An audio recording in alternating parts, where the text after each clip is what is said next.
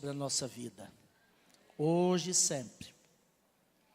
Quero convidá-los a que leiamos juntos as Escrituras Sagradas, num texto do Antigo Testamento, segundo livro dos Reis, capítulo 13.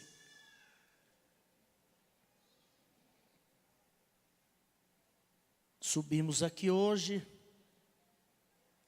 como sempre fazemos neste dia da semana, para estudarmos um pouco mais as Escrituras Sagradas. Porque desde que a Igreja de Jesus está no mundo, igreja peregrina, igreja militante, ela é chamada de a igreja do livro. O livro é o nosso guia, por ele nós nos orientamos, e é através dele que o Espírito Santo trabalha nossa vida no dia a dia, e por isso o crente tem sempre aquele espírito bereano, Lucas registrou em Atos 17, os tessalonicenses atiraram pedra em Paulo, e desde então o pastor e pregador fica assim, entre as pedradas dos tessalonicenses e a nobreza dos bereanos. Ainda bem que os bereanos nos abraçam, não é?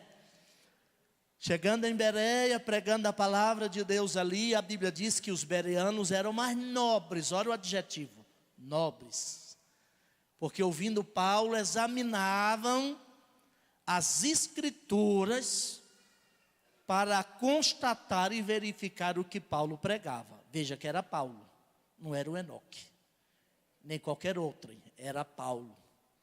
Então, o Espírito Santo, pastor Isaías, chamou aquilo de uma atitude nobre.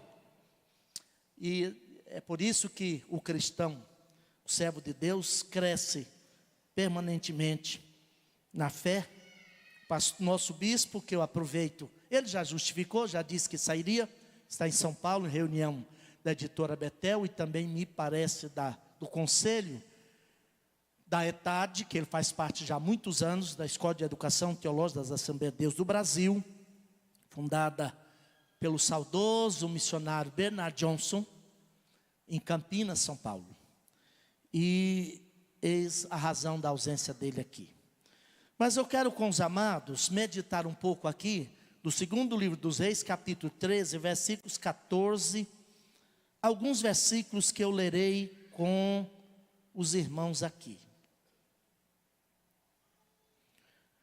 Diz-nos assim: e Eliseu estava doente, da sua doença de que morreu. E Jeoás, rei de Israel, desceu a ele, e chorou sobre o seu rosto e disse: meu pai, carros de Israel e seus cavaleiros.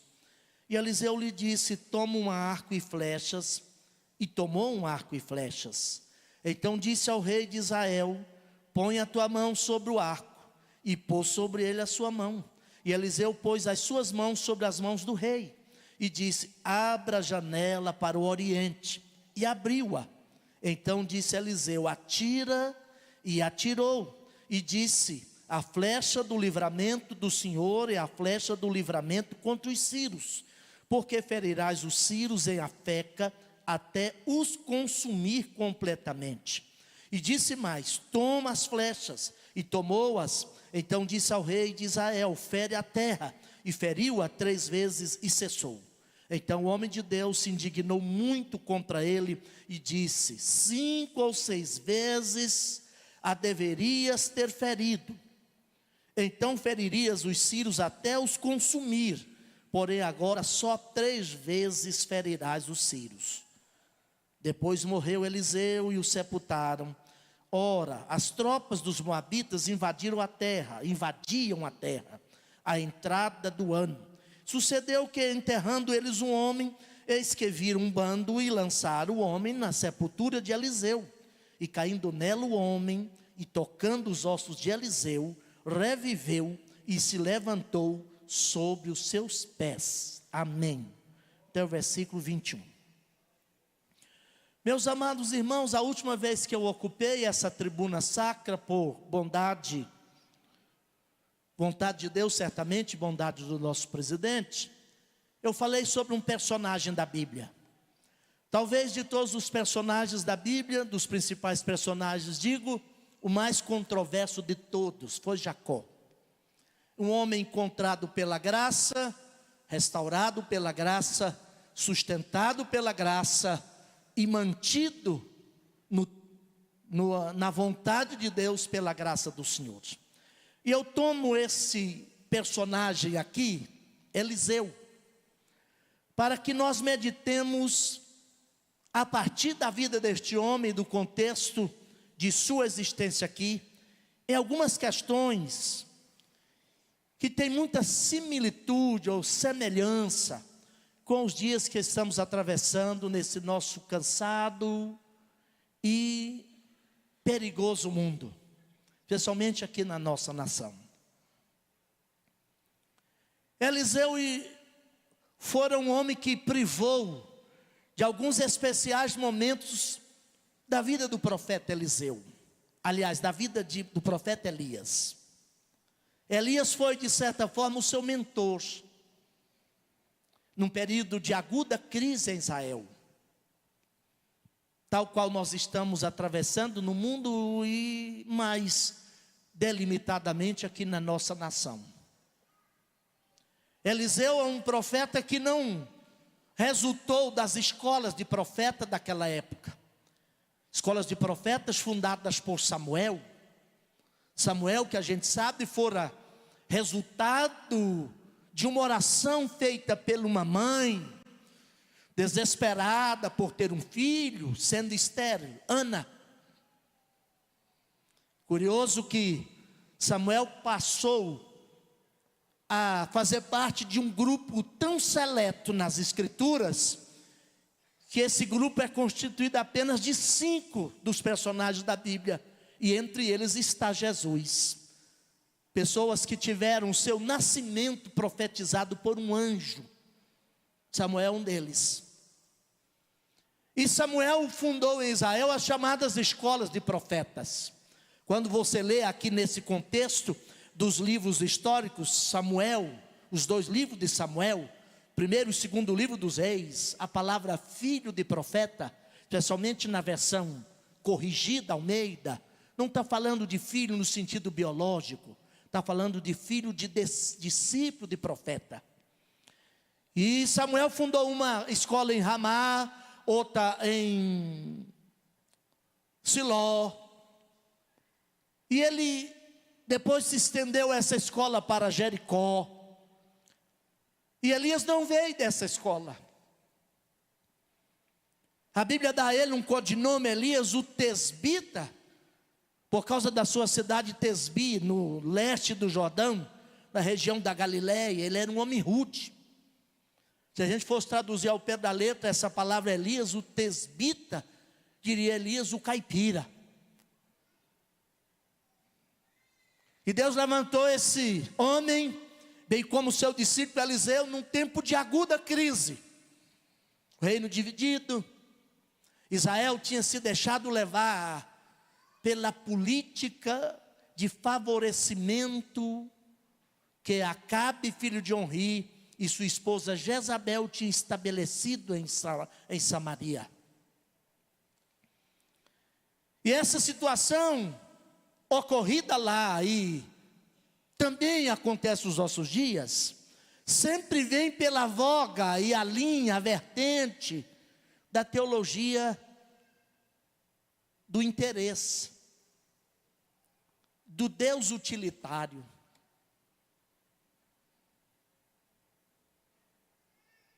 Israel vivia um período de economia agropastoril. Toda a economia e a subsistência e a sobrevivência da nação era tirada da terra.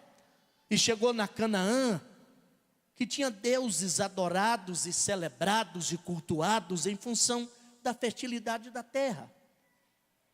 Lá no reino do norte tinha a planície de Esdraelon, também às vezes chamada de Jizreel, também na região do próprio Meguido, onde a Bíblia descreve que acontecerá a batalha do Armagedon, era uma planície fértil. Eles adoravam Baal como o deus da fertilidade da terra. E num casamento político diplomático, Onri casou seu filho com uma filha do rei Etibaal, rei de Sidom, um país estrangeiro, na Fenícia, lá ali no noroeste da Palestina. E ela trouxe consigo, na caixa de enxoval, uma estátua de Baal. E ela habilidosamente, ela era perita e expert na arte de manipular as massas, utilizando inteligentemente, ainda que para o mal, o marketing e os grandes eventos.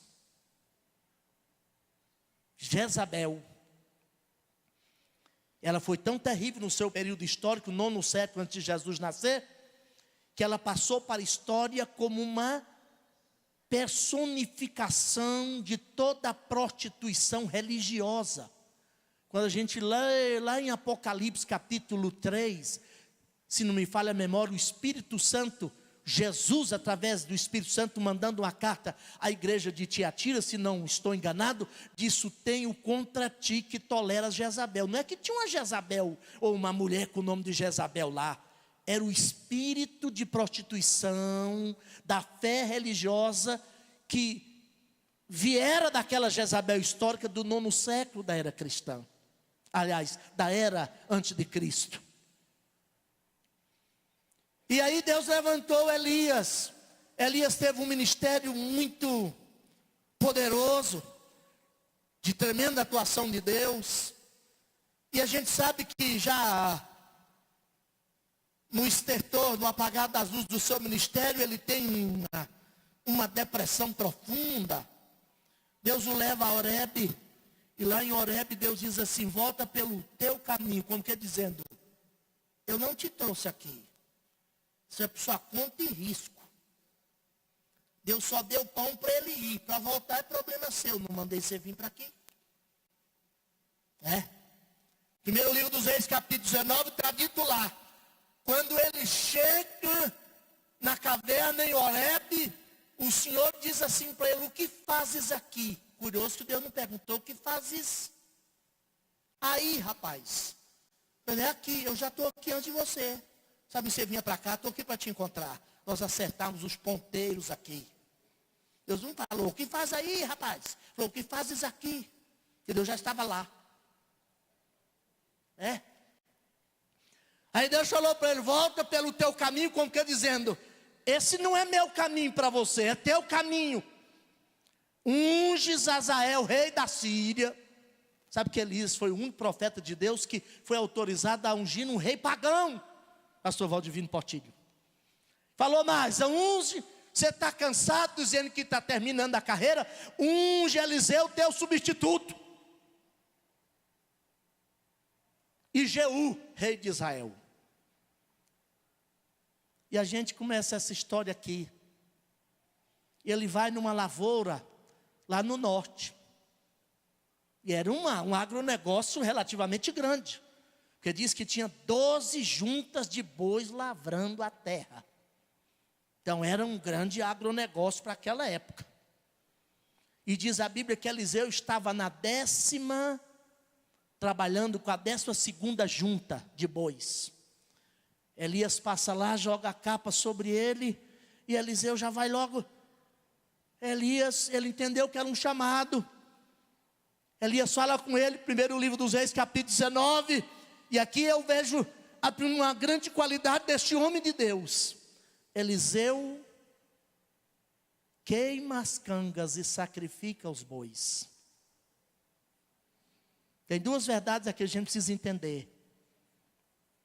Enquanto Deus não te chamar efetivamente, não vai para a porta do gabinete pastoral reivindicar um cargo. Espera alguém lançar a capa. Mas quando Deus te chamar, seja corajoso o suficiente para queimar as cangas e sacrificar os bois. E dedique-se oficialmente ao ministério que Deus te incumbiu. Mas a gente sabe que Eliseu começou seu ministério num momento conturbado. Essas escolas que eu falei delas, mais precisamente os alunos dessa escola, guardadas as devidas proporções, seminaristas de hoje, essa gente dá trabalho, pastor Zé, há muito tempo. Gosta de polemizar, o cabra nem tem convicções muito não, mas gosta de neologismos, palavras rebuscadas e gosta de polemizar. Aí eles souberam que Eliseu conviveu naquele meio de escola de profeta, souberam que Elias seria arrebatado. Está aí no segundo livro dos Reis, a partir do capítulo 1, você vai encontrar essa gente perturbando Eliseu lá. Saíram de Siló, foram para Betel. E lá tinha um grupo de seminaristas, filho de profeta, discípulo de profeta, dizendo: Eliseu, você já percebeu que Elias será tirado de sobre a sua cabeça hoje? Ele falou: já sei. Fique quieto. E Elias falou: fica aqui, eu vou acolher. Ele falou: eu vou também. Vive o Senhor e vive a tua alma, que não te deixarei. E ele foi depois para Betel, saiu de Gigal para Siló, de Siló para Betel, de Betel para Jericó. Jericó para o outro lado do Jordão, onde fica hoje a Jordânia. E aquela gente, onde chegava, estava perturbando. E aí tem gente que pensa assim: não, e Deus foi muito rude, muito radical em matar aqueles 42 rapazinhos lá, que a ursa... Não, para lá. Eles não foram mortos só porque achou que chamou Eliseu de careca. Não tinha nada a ver com alopecia androgenética, que é a palavra técnica para calvície. Não era uma falta de cobertura, deficiência de cobertura capilar. Deus agiu com aquela radicalidade, porque estava dizendo: ei, Eliseu, acabou sua cobertura espiritual, hein? Que aquela turma não queria reconhecer o poder espiritual na vida dele. Porque também, se Deus tivesse permitido a ursa matar 42 rapazes, só por uma brincadeira, ainda que de mau gosto, seria radical demais, né? É outra verdade que Deus, que essa vida desse homem nos coloca. Não brinque com a autoridade de Deus sobre a vida do homem de Deus. Se você não compreende completamente, e nós não sabemos tudo, não conhecemos tudo, silencie-se. E eu estou repetindo: você sabia que Elias será retirado sobre a sua cabeça? E quando Eliseu voltou, com a capa de Elias na mão, e estava lá eles zombando dele, essa gente do seminário. Aí Deus foi obrigado a agir com aquela gente, porque eles tinham conhecimento de causa, e a zombaria era quase, eu estou dizendo quase, uma blasfêmia. Temos cuidado com isso. Mas aí a gente chega nesse contexto todo. Eliseu se tornou um homem operoso, mas eis que o versículo nos diz assim: que Eliseu estava doente da sua doença de que morreu. E é um fato aqui, que em meio a esta crise, eu quero compartilhar isso, pelo menos 3, 4 verdades, rapidamente encerro. Há uma semelhança, uma similitude de muitos fatores e verdades e acontecimentos envolvendo esse texto e contexto. Tem muito a ver com a realidade que nós estamos vivendo hoje. Porque não há maior perigo para a igreja do Senhor Jesus do que a sensação da religiosidade sem a garantia da presença constante de Deus. E às vezes a gente não se dá conta de que estrutural e institucionalmente a religião pode funcionar muito bem sem Deus e até a despeito de Deus. Eu citei Jezabel. Jezabel era tão malignizada que até para matar ela fazia reunião religiosa. Qualquer semelhança com o nosso tempo hoje não é mera coincidência. Para matar Nabote, ela convocou um jejum, uma cerimônia religiosa. Deu aquele aparato de que estava tudo conforme o script e o modelo e o padrão. E lá na surdina, nos bastidores, subornou 2 meliantes, filho de Belial, para testemunhar contra o inocente Nabote. E quando há corrupção de valores nesta monta, a gente começa a perder a sensibilidade, talvez o que aconteceu no nosso país. Olha, a gente precisa, como igreja do Senhor, eu e você e eu,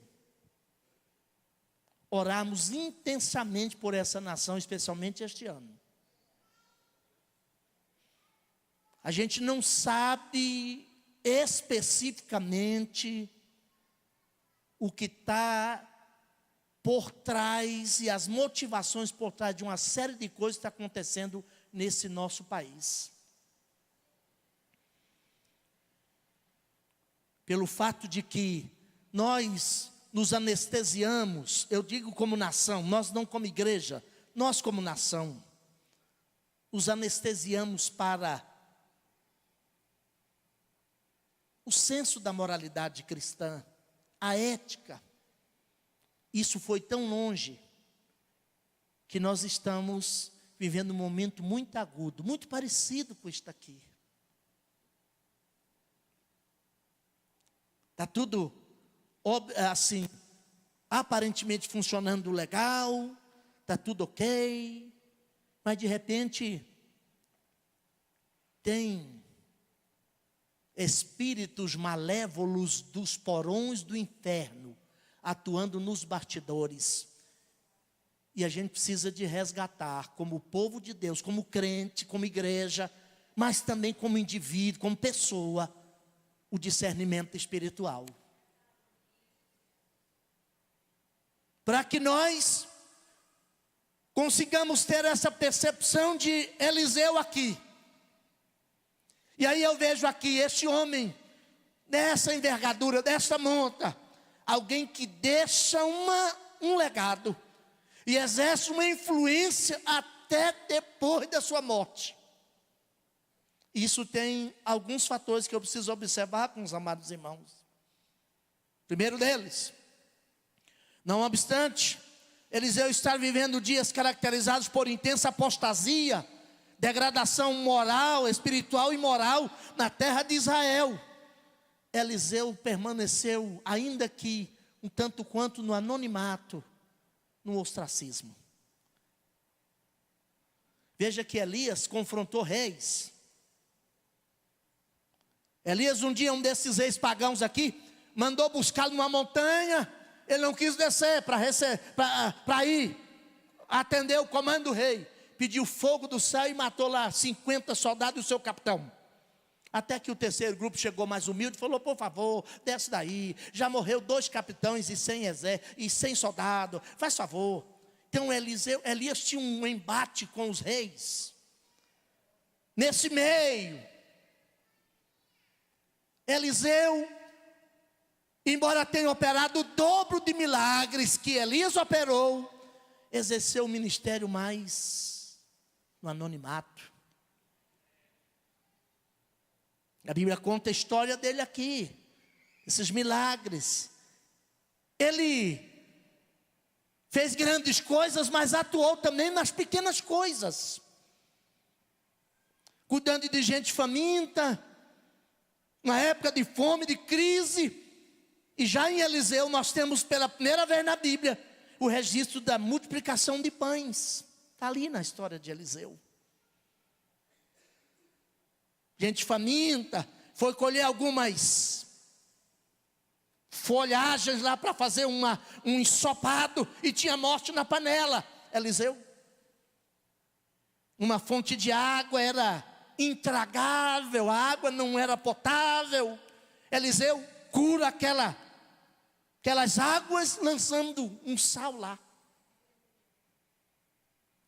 Eliseu passa por Sunem. E lá uma mulher rica, ainda que no anonimato, assim, sempre falou para o marido: veja que esse homem que sempre passa, olha esse advérbio de tempo, sempre. Tem gente que não pode passar sempre. Se ele passar umas 2, 3 vezes, ele tem que picar a mula, que o rastro dele não é bom.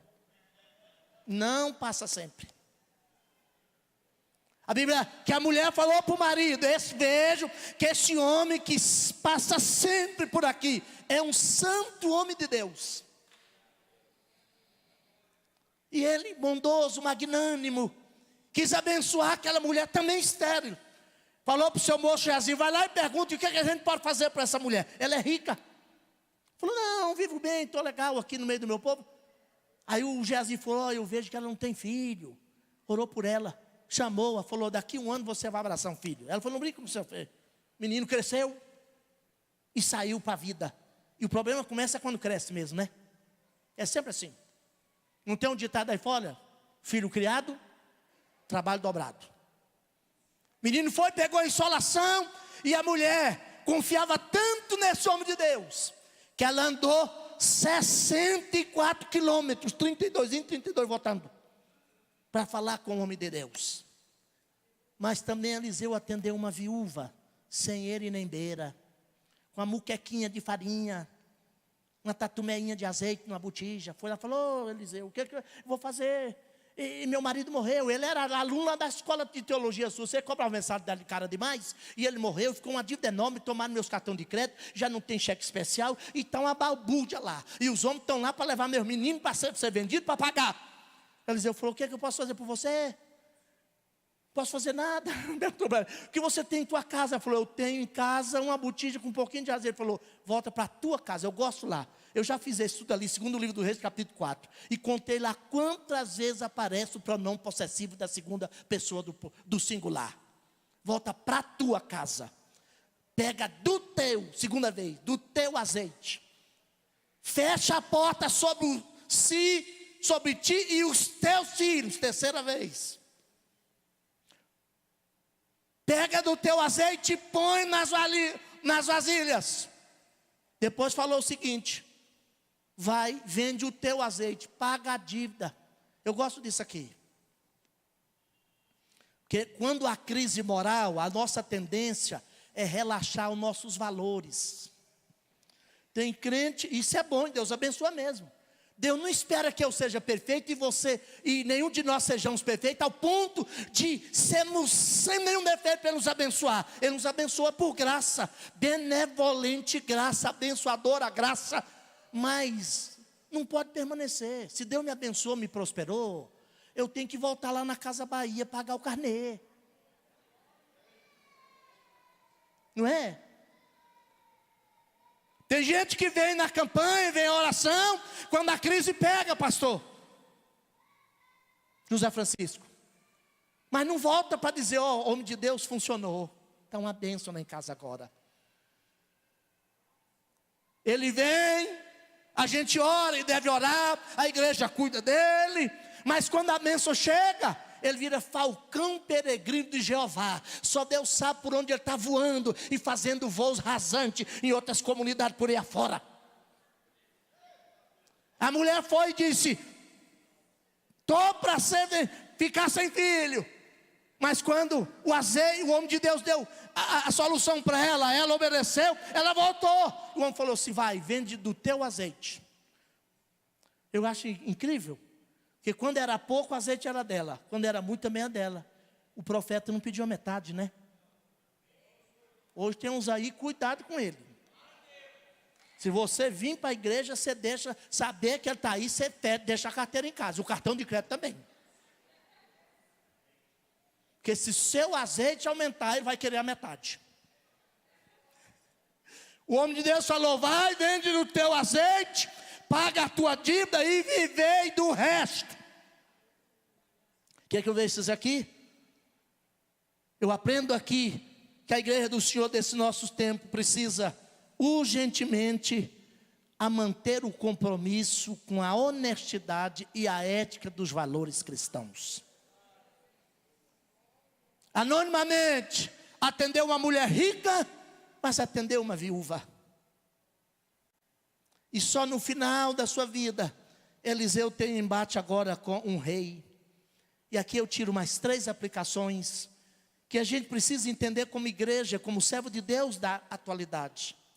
Nós não vamos fazer muita diferença nessa sociedade se nós não tivermos algumas atitudes e comportamentos que eu percebo em Eliseu aqui. Eu já disse, ele manteve-se íntegro em meio àquela sociedade corrompida. Você sabe, irmão, não é a crise que determina o quanto a gente pode ser vencedor ou não. Não é a crise moral que graça à nossa volta que vai determinar a nossa natureza ética e moral. Não, é a nossa determinação pessoal de servir ao Senhor. E às vezes, para conseguir manter o compromisso é preciso, se eu não consigo na minha atitude mudar o ambiente, eu preciso mudar de ambiente, eu preciso me afastar. Talvez seja isso que o Espírito Santo de Deus disse lá em Salmo 1, bem-aventurado é o varão que não anda conforme a filosofia, o conselho do ímpio, ele não se detém no caminho do pecador e não se assenta na roda dos escarnecedores. Por quê? Por que Eliseu viveu aqui?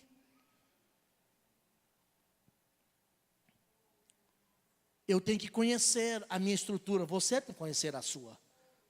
Se você, como filho de Deus, não está conseguindo influenciar positivamente e mudar o ambiente, é hora de você mudar de ambiente. Fugir de lá. Porque se você tentar continuar pressionando, Satanás pode lograr êxito e te levar à queda. Mas há uma outra verdade aqui. A igreja e o cristão, nessa conjuntura toda, precisa ser corajoso o suficiente para se envolver. Primeiro, se interessar em se envolver com o seu tempo. Deixa eu dizer uma coisa para os amados irmãos. Para mim também. A igreja de Jesus não precisa ser antiga nem moderna, ela precisa ser contemporânea. Ela não precisa ser atrasada e nem muito avançadinha. A igreja só precisa ser atual.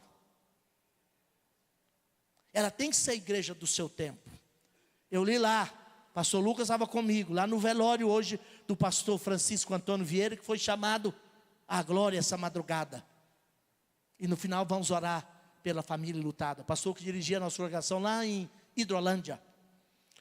Lá no Atos capítulo 3, versículo 36. E Davi, tendo servido a Deus, na sua geração, tendo servido a sua geração, conforme a vontade de Deus. Sabe, irmão, meu dever é servir a minha geração. A do passado ficou no passado. De amanhã eu não sei se eu chegarei lá. Por que Eliseu marcou o seu tempo? E a igreja precisa absorver essa verdade, ou essas verdades, porque ele era corajoso para se interessar e se envolver com o seu tempo. Eu disse que tinha se dado da vida dele. Ele exerceu um ministério muito mais frutuoso. Na verdade, ele pediu porção dobrada do Espírito do Senhor que estava sobre Elias e operou. Enquanto Elias operou 7 milagres, ele operou 14. Mas ele não vivia nas luzes da ribalta. Quando ele encontrou o rei, foi para dar ordem. Talvez não há algo mais danoso.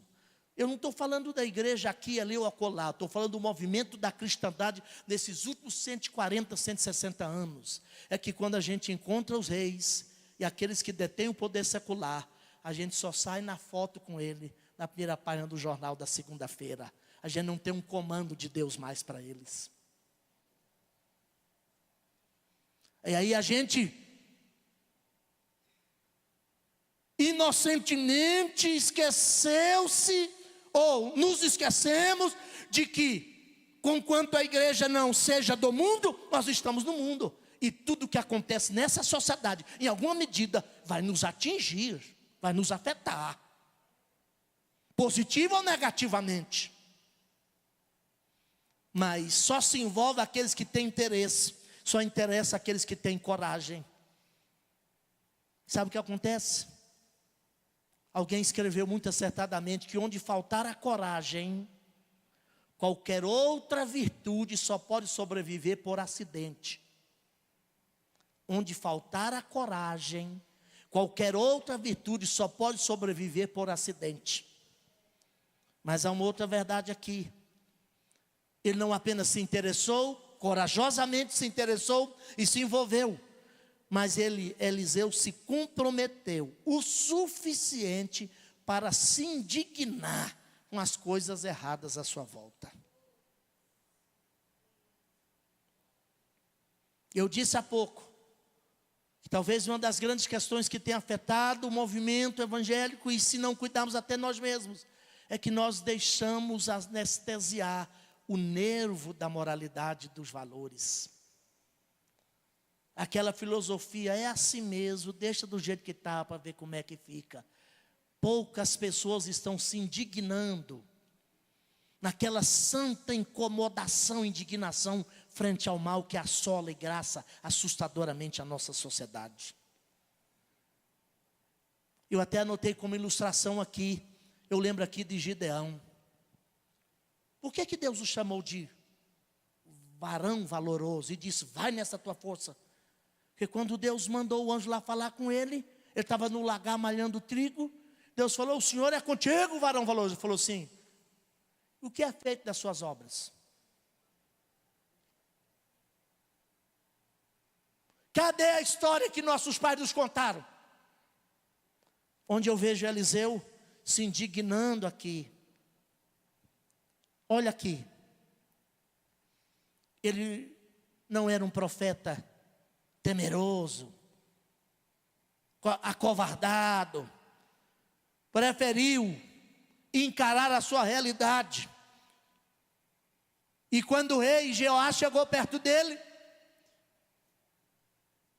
e não cumpriu a ordem dele, o que Eliseu fez? Eliseu se indignou com aquela situação. Olha aqui, verso 19 de 13, capítulo 13, segundo livro dos Reis. Então o homem de Deus se indignou, e aqui é um advérbio de intensidade, muito. Sabe, irmão, eu não estou falando de anarquia, de revolução sanguinária, não é isso que a Bíblia trata. Mas eu preciso me indignar com o erro que ocorre à minha volta. Eu não posso mudar o mundo, mas eu posso pelo menos fazer o correto a partir de mim mesmo.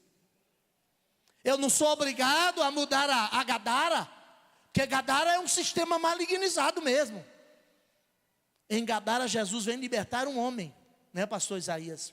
E os homens de Gadara, tendo o homem já libertado e abençoado por Deus, fala, Jesus, ó, vai embora daqui. Se o senhor ficar aqui, o senhor vai estragar nosso negócio, a gente vive de louco.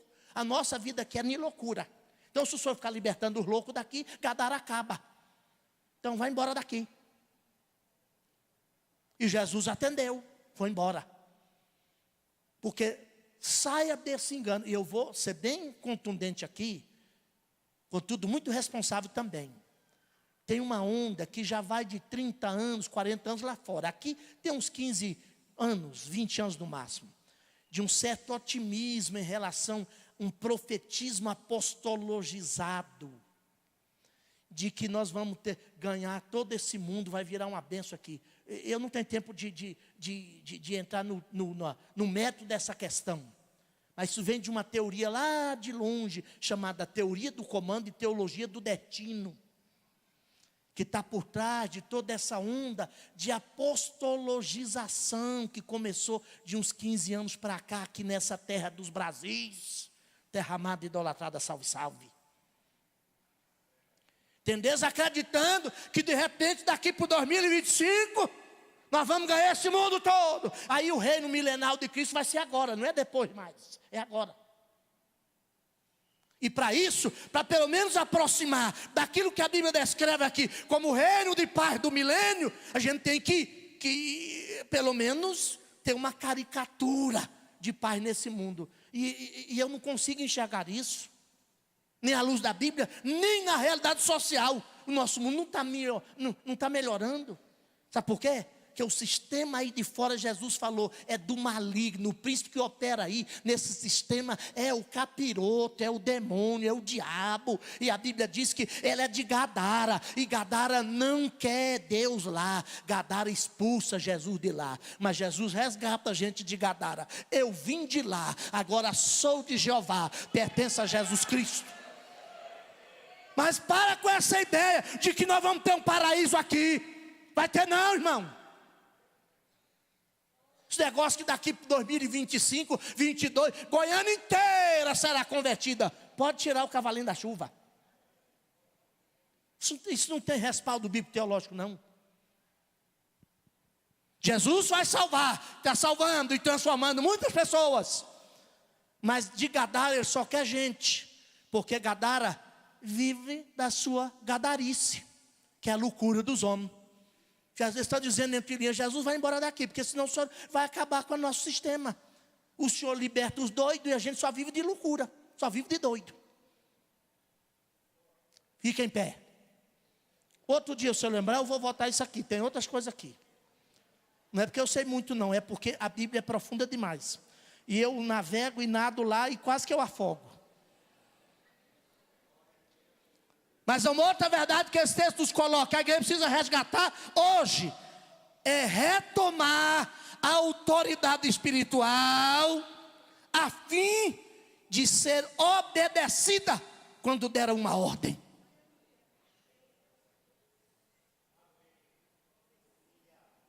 Mas aí eu vejo aqui, quantas ordens Eliseu deu aqui? Olha comigo, 2 Reis capítulo 13. O versículo 15, ele dá a primeira ordem: toma um arco e flechas. E a Bíblia dizia, ele tomou. Sabe para quem o rei está dando ordem aqui? Aliás, para quem o homem de Deus está dando ordem aqui? Para o rei. Agora você tira as suas conclusões, faz sua avaliação aí. Não vai também transitar nos extremos, todo extremo é perigoso. Mas tem lições aqui de autoridade. Porque às vezes a gente acha que o poder, no reino de Deus, o poder é mais importante que a autoridade. Não é não.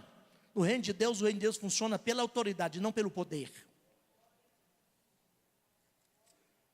Eliseu tinha autoridade para dar mais ordem. Versículo 16, Eliseu continua dizendo ao rei de Israel: põe a tua mão sobre o arco. E ele pôs. No 17, Eliseu dá outra ordem: abre a janela para o lado do leste. E diz a Bíblia, e ele, o rei, abriu-a. Então disse Eliseu: atira a flecha. E ele atirou. Sabe o que está dizendo isso aqui?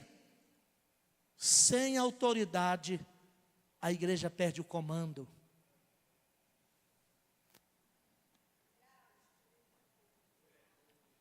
No livro aqui, no reino pagão, o rei sonhava, ele articulava, ele tinha o poder, tinha o comando das forças e do exército do império, mas quem tinha agenda era Daniel. O rei tinha que chamar ele para...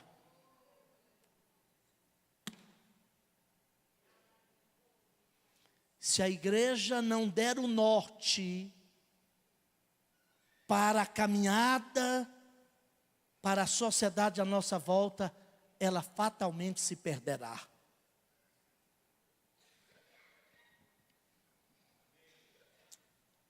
Por último, viva de tal modo que a morte não faça terminar o seu legado e não anule a sua influência. Você veja esse homem de Deus. Deus não operou aquele milagre por causa de Eliseu, não. E até era um povo pagão, moabita ali invadindo, e tinha um morto. Não, temos que sepultar logo que os inimigos estão chegando. E acharam a sepultura e jogaram lá em cima dos ossos de Eliseu. Sabe o que está acontecendo? Quando nós nos comprometemos com Deus, desses valores aqui, nosso legado não vai conosco para a sepultura. Nossa influência permanece. É o que está lá em Hebreus capítulo 11, que o sangue de Abel ainda fala. Olha o legado do patriarca Albino Gonçalves Boaventura. Já tem 15 anos que ele foi recolhido à glória. mas a sua influência e legado está ainda presente, influenciando as gerações e gerações. Eu pergunto e você vai responder de si para si mesmo: que legado nós estamos deixando? Qual o nível da nossa influência sobre os nossos filhos? Eu concluo dizendo: vamos voltar um pouco mais para Deus. Vamos nos preocupar menos com os holofotes, com a fama, com essa igreja midiática, a igreja de redes sociais. Vamos ser o profeta do anonimato. Mas quando o rei chegar na nossa casa, nós temos comando de Deus para ele. Quando o homem secular, do poder secular, entrar e assentar conosco, nós temos um comando de Deus para ele. Vamos pedir ao Senhor esta noite, orar a Ele pela igreja neste país e também por esse país, por essa nação. Pai querido, nós reconhecemos humildemente mais uma vez aqui, que falta a nós em muitos momentos essa fibra, essa têmpera de Eliseu. Nós cedemos tão facilmente, Pai. Nós negociamos valores nas feiras das religiosidades baratas. E aí ficamos perplexos porque essa nação está avassaladoramente se corrompendo. As famílias estão sendo vencidas, Pai Santo, pelo mal. Violências atrozes. Pai Santo, sobretudo, Pai, os valores de caráter, de natureza espiritual, está se esvaindo. E essa nação está se afundando, Pai Santo, nessa areia movediça da corrupção, da malignidade. Pai, antes de orarmos por esse país, nós queremos orar por nós, a igreja. Que nós sejamos baluartes, colunas e sustentáculo da verdade, como diz a tua palavra, da primeira carta de Timóteo, capítulo 3, versículo 14 e 15. Coluna e sustentáculo da verdade. Quando o desespero bater lá, eles venham procurar, aqui nós tenhamos, que nós tenhamos a resposta de Deus. Que eles vejam em nós a luz, o farol que guia e aponta a solução, Pai. Porque de lá, certamente, ela não virá. Aleluia, aleluia. Ser com a sua igreja nessa nação, Pai. Em qualquer denominação, em qualquer comunidade onde se professa o nome do seu amado Filho, onde se prega o Evangelho da graça, derrama um avivamento de compromisso, de discernimento. Esse é o momento de nos posicionarmos como coluna, oásis moral, reserva ética dessa nação. E que eles, ao chegar aqui, nós tenhamos a estrutura de Eliseu, em nome de Jesus. Toma aí seu lugar. Muito obrigado. Pastor Eliseu, muito obrigado.